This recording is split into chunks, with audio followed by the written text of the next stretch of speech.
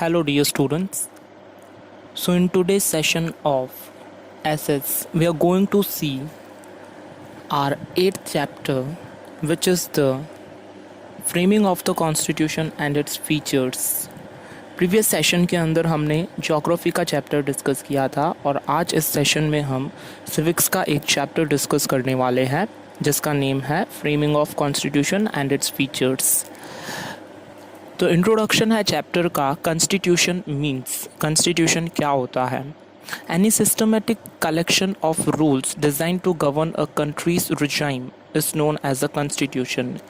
एक systematic rules का collection जो कि डिज़ाइन किया जाता है कंट्री को गवर्न करने के लिए, यानी उसे स्मूथली चलाने के लिए, उस डॉक्यूमेंट को कॉन्स्टिट्यूशन कहा जाता है। हमने प्रीवियस क्लास 8 के अंदर भी देखा था कि कॉन्स्टिट्यूशन एक ऐसा डॉक्यूमेंट होता है जिसके अंदर कुछ रूल्स होते हैं और वो रूल्स जो होते हैं वो कंट्री के ईच एंड एवरी सिटीज़न के लिए एप्लीकेबल होते हैं, अप्लाई होते हैं। अब अगर देखें इसका क्या इम्पोर्टेंस है तो constitution is the basic and most important document. Constitution एक बेसिक और एक बहुत ही इम्पॉर्टेंट महत्वपूर्ण डॉक्यूमेंट है।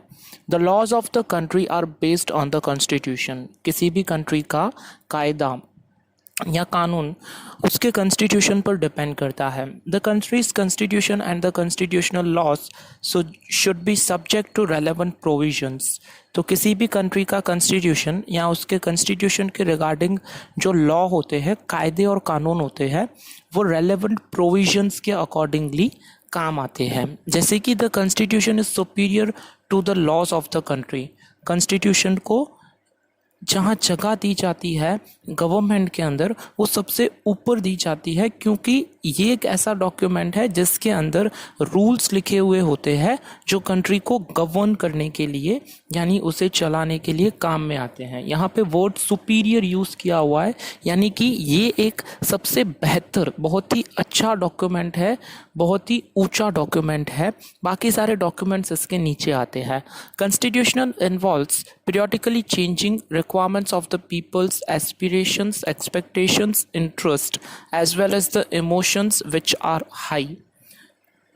Constitution बनाया गया था इंडिपेंडेंस के टाइम पे, बट तब से लेकर आज तक न जाने कितने इसके अंदर चेंजेस हुए हैं, क्योंकि कंट्री के अंदर लोगों की एस्पिरेशंस यानी कि जो उनकी इच्छाएं हैं वो चेंज होती रहती है, जो उनकी आशाएं हैं, एक्सपेक्टेशंस है वो चेंज होती रहती है, उनके इंटरेस्ट है वो चेंज होते रहते हैं, इमोशंस ऑलवेज चेंज होते रहते हैं, जो कि सबसे हाई होते हैं, मतलब ऊपर होते हैं। That's the reason constitution is known as a live and a basic document. और इसी रीज़न की वजह से कॉन्स्टिट्यूशन को एक लाइव और बेसिक डॉक्यूमेंट माना जाता है, क्योंकि इसका सिंपल रीज़न यही है कि जब भी चाहे इनके अंदर कुछ रूल्स को ऐड करना है या फिर सब्ट्रैक्ट करना है, निकालना है, तो हम चेंजेस कर सकते हैं, ऑल्ट्रेशंस कर सकते हैं। दैट्स वाई ये एक लाइव डॉक्यूमेंट है। ऐसा नहीं है कि एक बार ये बन गया है तो इसमें हम चेंजेस नहीं कर सकते हैं। ये सब्जेक्ट टू जो चेंजेस है अकॉर्डिंग टू द प्रोविजंस जैसे चेंज होते रहते हैं वैसे करके। So our next topic is process of framing the constitution. Constitution कैसे बनाया गया था, उसकी क्या प्रोसेस थी, तो चलिए हम देखते हैं ये वाला topic. In the Before independence, the British government on 25th March 1946 handed the duty to the cabinet mission of 3 members to find a solution to the questions of India's independence. तो जब 1947 में इंडिपेंडेंस मिला था India को, तो British government ने exactly on 25th मार्च 1946 को एक ड्यूटी दी हुई थी कैबिनेट मिशन को, जिस कैबिनेट मिशन के अंदर 3 मेंबर्स की टीम थी। उन्हें सॉल्यूशन फाइंड करने के लिए बोला गया था कि आगे इंडिया को इंडिपेंडेंस दिया जाए या नहीं। And on the basis of recommendation of the cabinet mission, और इन्हीं की रिकमेंडेशन को, इन्हीं की सलाह को ध्यान में रखते हुए जो कैबिनेट मिशन की ड्यूटी थी, the Constituent Assembly was constituted and the structure of constitution was decided। और इसके अकॉर्डिंगली Constitutional Assembly को बनाया गया और जो कॉन्स्टिट्यूशन का स्ट्रक्चर है उस कॉन्स्टिट्यूशन के स्ट्रक्चर को डिसाइड किया गया। Constituent Assembly comprised 385 members, in which various members from different religion, caste, gender, and people from various geographical diversification, political representatives, and experts from various sectors were included. Constitution Assembly के अंदर 385 members की team को रखा गया था, जिसके अंदर अलग अलग मेंबर्स थे जो रिप्रेजेंट करते थे अलग अलग रिलीजन यानी मज़हब को। उनकी अलग कास्ट थी, उनकी जेंडर अलग था, वो जोग्राफिकल अलग अलग डाइवर्सिफिकेशन से आते थे, वो पॉलिटिकल रिप्रेजेंटेटिव भी थे, और कुछ पीपल इनके अंदर एक्सपर्ट्स थे जो कि ये कॉन्स्टिट्यूशन बनाने के लिए इंक्लूड किए गए थे। डियर स्टूडेंट्स, ये बहुत ही सिंपल है, क्योंकि जब हम कॉन्स्टिट्यूशन को डिज़ाइन कर रहे हैं तो उस कॉन्स्टिट्यूशन को डिज़ाइन करने के लिए एक्सपर्ट्स यानी कि जो माहिर है अपनी अपनी फील्ड के, तो उनका इंक्लूड होना बहुत ही ज़रूरी है, क्योंकि जब हम उनको इंक्लूड करेंगे तो उन्हें ही उनकी फील्ड के लिए अच्छा पता होगा। जैसे कोई एक्टर होता है तो उसे एक्टिंग के लिए पता है, कोई साइंटिस्ट होता है तो उसे साइंस का पता है, कोई कॉमर्स का होता है तो उसे बिजनेस का पता है। तो ऐसे मेंबर्स को एक्सपर्ट टीम के अंदर इंक्लूड किया गया था। Jawaharlal Nehru, Sardar Vallabh Bhai Patel, Maulana Abdul Kalam Azad, Shyam Prasad Mukherjee, HP Modi, HV Kamath, Frank Anthony, Kanhaiyalal Munshi, Krishna Swamy Iyer, Baldev Singh, and women representatives like Sarojini Naidu, Vijay Lakshmi Pandit, etc. were in the Constituent Assembly. Dear students, हम जब डिस्कस कर रहे हैं Constituent Assembly, तो उन Constituent Assembly के अंदर अपने अपने फील्ड के एक्सपर्ट पर्सन्स को इंक्लूड किया गया था। ये जो कुछ नेम मैंने आपको बताए, ये सब अपनी फील्ड के एक्सपर्ट पर्सन्स थे, और at the time of the independence ये बहुत ही स्ट्रॉन्ग पॉलिटिकल लीडर्स हुआ करते थे, जिनको बहुत अच्छा नॉलेज हुआ करता था अपनी फील्ड का, और साथ में बहुत ही नॉलेजेबल पर्सन्स थे। Doctor Rajendra Prasad was the president of the constituent assembly. Doctor Rajendra Prasad को कॉन्स्टिट्यूएंट असेंबली का चेयरमैन यानी कि प्रेसिडेंट बनाया गया था। A drafting committee was appointed to draft the constitution under the chairmanship of doctor Bhimrao Ambedkar, और कॉन्स्टिट्यूशन बनने के बाद में उसे ड्राफ्ट करना पड़ता है यानी कि प्रेजेंट करना पड़ता है कि वो रिटन फॉर्म में है, और क्या क्या प्रोविजंस, लॉस, रूल्स, रेगुलेशंस हमने उसके अंदर लिखे हुए हैं, इंक्लूड किए हुए हैं। तो उस टीम का जो चेयरमैन बनाया गया था वो थे doctor Bhimrao Ambedkar. The constituent assembly met for 166 sessions spread over a period of 2 years, 11 months and 17 days। तो ये कॉन्स्टिट्यूशन असेंबली के जो मेंबर्स थे, यानी कॉन्स्टिट्यूशन बनाने के लिए जिन मेंबर्स को अपॉइंट किया गया था, हमने प्रीवियस पैराग्राफ में डिस्कस किया, तो उन्होंने 166 टाइम्स मीटिंग गैदर की डिस्कस करने के लिए कि क्या क्या इंक्लूड किया जाए, और ये 166 sessions 2 years, 11 months and 17 days में हुए। इट मीन्स 3 years से सिर्फ 13 days ही कम थे।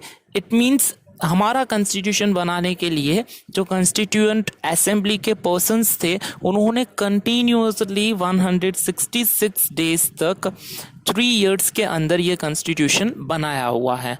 Members of the assembly has discussed threadbare each and every detail of its provisions, keeping in concern the matters of constitution of different countries। तो ये members जो थे assembly के, उन्होंने एक एक छोटी छोटी डिटेल को बहुत ही बारीकी से डिस्कस किया, उनके प्रोविजंस को बहुत अच्छी तरह से सामने रखा, और सभी मेंबर्स ने मीटिंग करने के बाद में, बातचीत करने के बाद में, और मोस्ट इम्पॉर्टेंट थिंग ये है कि अदर कंट्रीज़ का एट दैट टाइम, हमारी इंडिपेंडेंस के टाइम पे 1946-47 के टाइम पे कॉन्स्टिट्यूशन बना हुआ था, तो उनका कॉन्स्टिट्यूशन भी स्टडी करने के बाद में, चेक करने के बाद में हमारा कॉन्स्टिट्यूशन बनाया गया। In this constitution there are 295 articles. इस कॉन्स्टिट्यूशन के अंदर टोटल 295 आर्टिकल्स थे, एंड 8 appendices बनाए गए थे after amendments with 395 articles and 9 appendices। और इस अमेंडमेंट्स के बाद में 395 आर्टिकल्स डिसाइड किए गए, यानी कि चेंजेस करने के बाद में 295 become 395 and 8 appendices becomes 9 appendices। The constitution was framed और फाइनली फिर जाके हमारा कॉन्स्टिट्यूशन 395 आर्टिकल्स और 9 appendices के साथ में फ्रेम हुआ, यानी कि बना, प्रिपेयर हुआ। So on 26 November 1949 the constitution was unanimously passed to the constituent assembly. तो वो जो दिन था जिस दिन कॉन्स्टिट्यूशन को पास किया गया यूनियनिमसली, वो डे था 26 नवंबर 1949 का। और जहाँ पे प्रेजेंट किया गया, डेफिनेटली वो कॉन्स्टिट्यूएंट असेंबली थी, एक हॉल था जहाँ पे 1 by 1 सारी पॉइंट्स को डिस्कस करके प्रेजेंट किया गया। And on exactly 26 January 1950 constitution of India came into existence and India was declared a republic nation. और एग्जैक्टली विद इन 2 months के बाद में 26 जनवरी 1950 को कॉन्स्टिट्यूशन ऑफ इंडिया एग्जिस्टेंस आया, यानी इसे कंट्री के सामने प्रेजेंट किया गया। और इंडिया जो कि इंडिपेंडेंट नेशन तो था ही, 1947 में इंडिपेंडेंस अचीव हो गई थी, इसके साथ ही साथ ये एक रिपब्लिक नेशन भी बन गया, उन नेशंस की लिस्ट में आ गया जो कि रिपब्लिक नेशंस होते हैं। We have there after every year on 26 January we celebrate republic day. तो इसके साथ हम हर साल 26 जनवरी को रिपब्लिक डे सेलिब्रेट करते हैं विथ नेशनल फेरवर, और नेशन की फीलिंग्स को, राष्ट्र की भावना को लेकर इसे हम सेलिब्रेट करते हैं। In the Indian constitution we have 4 lions as national emblem and national slogan Satyameva Jayate, that is truth will always win. और हमारा जो नेशनल एनिमल है लायन, वो नेशनल एम्बलम की तरह पे जो पिलर ऑफ द सारनाथ में बनाया गया था स्टोन पे काव करके, उसे नेशनल एम्बलम लिया गया, डिक्लेयर किया गया, घोषित किया गया। और हमारा नेशनल स्लोगन था सत्यमेव जयते, यानी सत्य की हमेशा विजय होती है, जीत होती है। The constitution provides for citizenship rights and duties of the people, directive principles of the state policy, union state relations, elections and emergency provisions. तो कॉन्स्टिट्यूशन हमें सिटीजनशिप राइट्स देता है, ड्यूटीज ऑफ द पीपल की लोगों की क्या duty होनी चाहिए, टुवर्ड्स द स्टेट पॉलिसी या यूनियन स्टेट रिलेशंस, या इसका मतलब होता है सेंट्रल गवर्नमेंट और स्टेट गवर्नमेंट का क्या रिलेशन होना चाहिए, इलेक्शंस कैसे करने हैं, और अगर कोई सिचुएशन इमरजेंसी की आ जाती है कंट्री के अंदर तो कौन से प्रोविजंस को अप्लाई करना है। Thus the Constitution of India is the most detailed and elaborated national document। और एट लास्ट इसको कंक्लूड करने के लिए बोला हुआ है कि कॉन्स्टिट्यूशन ये एक बहुत ही डिटेल, यानी कि बहुत ही एक्सप्लेन्ड है, और एलेबोरेटेड यानी कि एक्सप्लेन करके एक एक पॉइंट को बारीकी से समझाया गया है, और इसी के साथ ये एक नेशनल डॉक्यूमेंट है। तो dear students, today we have discussed the constitution and its importance, क्या इसका इम्पोर्टेंस था। In our next session will see the preamble की जो एक डॉक्यूमेंट होता है। Until then, thank you for watching the video and have a very nice day.